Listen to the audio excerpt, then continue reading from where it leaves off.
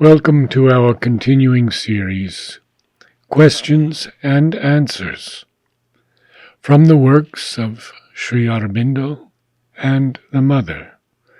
Today, Adoration, Part 4, from Sri Aurobindo. The adoration by which the finite creature bows down before the infinite receives all its sweetness and draws near to a closest truth of companionship and oneness, when it deepens into the more intimate adoration, which lives in the sense of the fatherhood of God, the friendhood of God, the attracting love between the divine spirit and our human soul and nature. For the divine inhabits the human soul and body. He draws around him and wears like a robe the human mind and figure. He assumes the human relations which the soul affects in the mortal body, and they find in God their own fullest sense and greatest realization. This is the Vaishnava Bhakti, of which the seed is here in the Gita's words, but which received afterwards a more deep, ecstatic, and significant extension. She whose form is that of the Shabda Brahman, and whose substance is bliss, who creates, preserves, and destroys the worlds. Although thou art the primordial cause of the world, yet art thou ever youthful. Although thou art the daughter of the mountain king, yet art thou full of tenderness.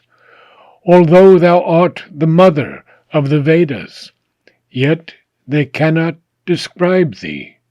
Although men must meditate upon thee, yet cannot their mind comprehend thee.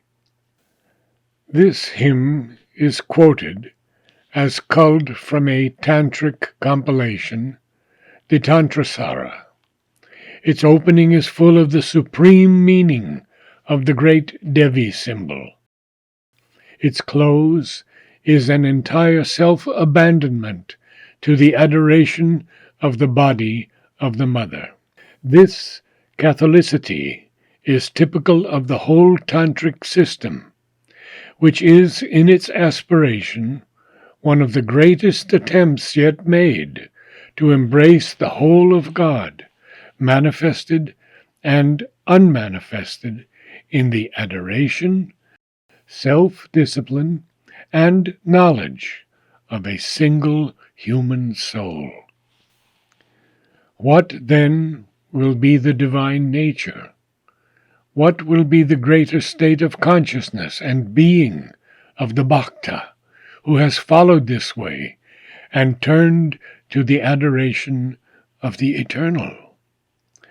The Gita, in a number of verses, rings the changes on its first insistent demand, on equality, on desirelessness, on freedom of the spirit. This is to be the base always, and that was why so much stress was laid on it in the beginning. And in that equality, bhakti, the love and adoration of the Purushottama, must rear the spirit towards some greatest, highest perfection, of which this calm equality will be the wide foundation. From the Mother to Sri Aurobindo. It matters little that there are thousands of beings plunged in the densest ignorance. He whom we saw yesterday is on earth. His presence is enough to prove that a day will come when darkness shall be transformed into light, and thy reign shall be indeed established upon earth.